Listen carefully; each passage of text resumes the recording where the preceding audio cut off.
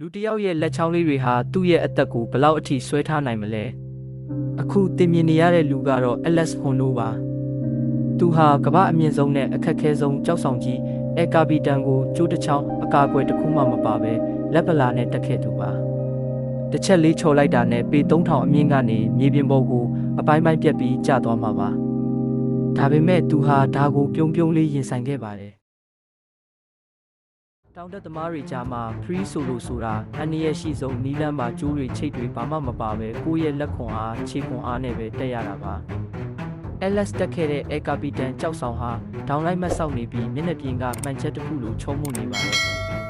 နေရာတော်တော်များများမှာလက်ချောင်းလေးတစ်စစ်စာပဲရှိတဲ့အစုံလေးတွေကိုအားပြုပြီးတကိုယ်လုံးကိုဆွဲတင်ခဲ့ရတာပါဒါဟာစိတ်ကူးရင်စရာမဟုတ်ပဲတကယ်လက်တွေ့ဖြစ်ရတစ်ခုဖြစ်ပါတယ်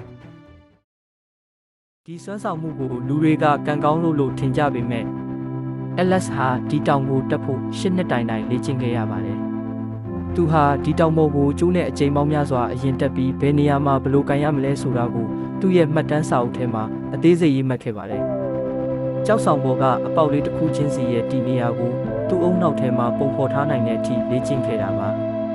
ဒီကမ္ဘာလုံးကအားကစားလောကမှာဒါဟာလာမယ့်နှစ်ပေါင်း100အတွင်းမှာဘယ်သူမှထပ်လုပ်နိုင်မှာမဟုတ်တဲ့စွမ်းဆောင်မှုလို့သတ်မှတ်ထားကြပါတယ်။ပိုပြီးအံ့ဩဖို့ကောင်းတာကသူ့ရဲ့အုံနောက်ပါ။သိပ္ပံပညာရှင်တွေကသူ့ကိုMRIရိုက်ပြီးစစ်ဆေးခဲ့ရမှာထူးဆန်းတဲ့အချက်တစ်ခုတွေ့ခဲ့ရပါတယ်။တာမန်လူတွေဆိုရင်အမြင့်ကိုကြည့်တာနဲ့အုံနောက်ထဲကကြောက်စိတ်ဖြစ်စေတဲ့အမီဒါလာဆိုတဲ့အပိုင်းကချက်ချင်းတုံ့ပြန်ပါတယ်ဒါပေမဲ့ Alex ရဲ့အုံနောက်ကတော့အဲ့ဒီအချိန်မှာဘာတုံ့ပြန်မှုမှမရှိဘဲပုံမှန်အတိုင်းအေးဆေးဖြစ်နေတာပါ။သူဟာကြောက်စိတ်ကိုလုံးဝထိန်းချုပ်ထားနိုင်တဲ့လူသားတစ်ယောက်ဖြစ်နေတာပါ။ Alex Honnold ကတော့ကြောက်စိတ်ဆိုတာကြောက်နေရမှာမဟုတ်ပဲကြော်လွှားရမယ့်ရလို့ဆိုပါတယ်။ပရိသတ်ကြီးတို့ရောဒီလိုမျိုးတေမင်းကိုစိန်ခေါ်တဲ့အလုပ်မျိုးကိုလုပ်ဖို့တတိရှိကြလား။ကွန်မန့်မှာရေးပေးခဲ့ပါဦး။ဘုဒ္ဓအသစ်တွေသိရဖို့ Knowledge Hub ကို subscribe လုပ်ထားဖို့မမေ့နဲ့အောင်နဲ့